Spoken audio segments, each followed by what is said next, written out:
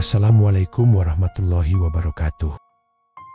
Sahabat, pernahkah kita merasa terjebak dalam lingkaran kekhawatiran, khawatir akan hari esok, cemas akan rezeki, takut akan kegagalan? Pikiran-pikiran itu tanpa sadar menjadi tamu yang tak diundang, yang menetap di dalam hati kita, membuat segalanya terasa sempit dan berat. Kita sering mendengar sebuah ungkapan, apa yang kita pikirkan akan menjadi kenyataan. Benarkah demikian? Apakah ini hanya sekadar motivasi kosong, atau ada sebuah rahasia ilahi yang tersimpan di baliknya? Mari kita coba renungkan bersama, bukan untuk berdebat, tapi untuk menemukan kedamaian. Hari ini, kita akan menyelami sebuah kekuatan dahsyat yang Allah titipkan dalam diri kita.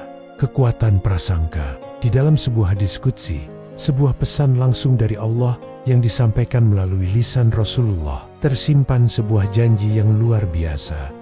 Allah berfirman, "Aku sesuai dengan persangkaan hambaku kepadaku." Hadis riwayat Bukhari dan Muslim. Coba kita resapi kalimat ini dalam-dalam. Aku sesuai dengan persangkaan hambaku. Ini bukan sekadar kalimat. Ini adalah sebuah undangan dari Tuhan yang Maha Pemurah. Undangan untuk kita melukis realitas hidup kita dengan kuas prasangka yang baik. Jika kita berprasangka bahwa Allah itu Maha Baik, Maha Pemberi, dan pertolongannya begitu dekat, maka kebaikan dan pertolongan itulah yang akan datang menyapa kita.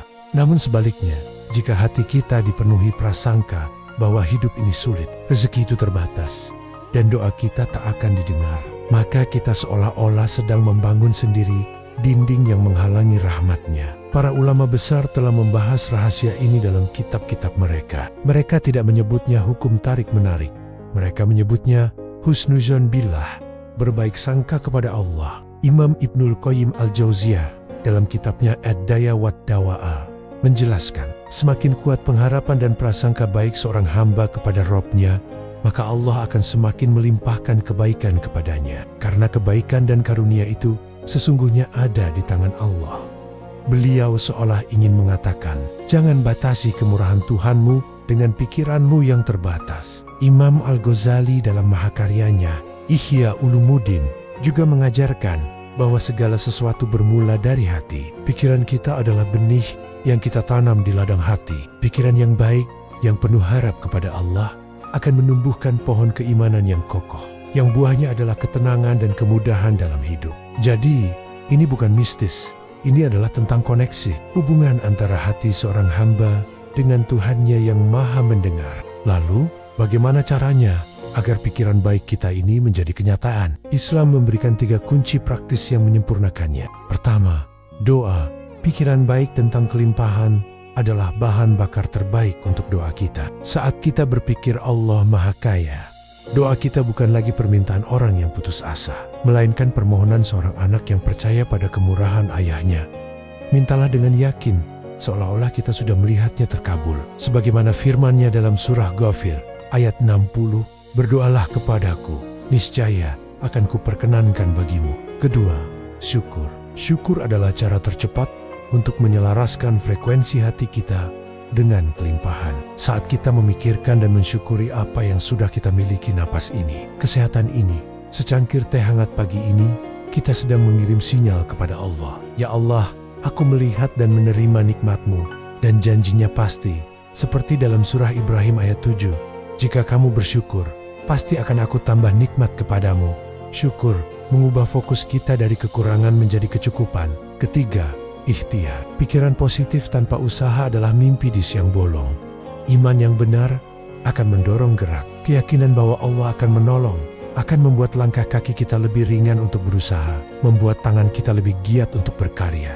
Sebab, seperti yang Allah ingatkan dalam surah Ar-Ra'd ayat 11, Allah tidak akan mengubah keadaan suatu kaum sebelum mereka mengubah keadaan diri mereka sendiri. Dan keadaan diri itu bermula dari apa yang ada di dalam pikiran dan hati. Mungkin ada yang bertanya, lalu bagaimana jika ujian tetap datang? Jika yang terjadi tidak sesuai dengan yang saya pikirkan? Disinilah letak keindahan husnuzan. Berbaik sangka kepada Allah bukan berarti kita tidak akan pernah diuji, tapi ia adalah tentang bagaimana kita meyakini setiap kejadian. Jika kita mendapatkan nikmat, kita yakin ini adalah buah dari kasih sayangnya. Dan jika ujian yang datang, kita yakin ini pun bentuk dari kasih sayangnya, mungkin untuk menghapus dosa, untuk mengangkat derajat kita, atau untuk mempersiapkan kita menerima nikmat yang jauh lebih besar. Prasangka baik mengubah cara kita memandang takdir, bukan sebagai nasib buruk, tapi sebagai skenario terbaik dari sutradara terbaik. Kita percaya, di balik awan mendung sekalipun, Allah sedang menyiapkan pelangi yang terindah untuk kita. Sahabat, pikiranmu adalah doamu. Setiap kali engkau memikirkan kebaikan, kemudahan, dan kelimpahan, sesungguhnya engkau sedang berbisik kepada Allah dengan penuh keyakinan. Mari kita mulai hari ini. Ubah setiap kekhawatiran menjadi doa, ganti setiap keluhan menjadi syukur, dan iringi setiap harapan dengan ikhtiar terbaik kita. Isilah wadah hati kita dengan prasangka terindah kepadanya, dan saksikanlah bagaimana Allah, Sang Maha Pemurah, akan mengisi hidup kita dengan keajaiban yang bahkan tak pernah kita bayangkan. Karena Dia selalu menepati janjinya, Dia akan senantiasa sesuai dengan persangkaan kita kepadanya.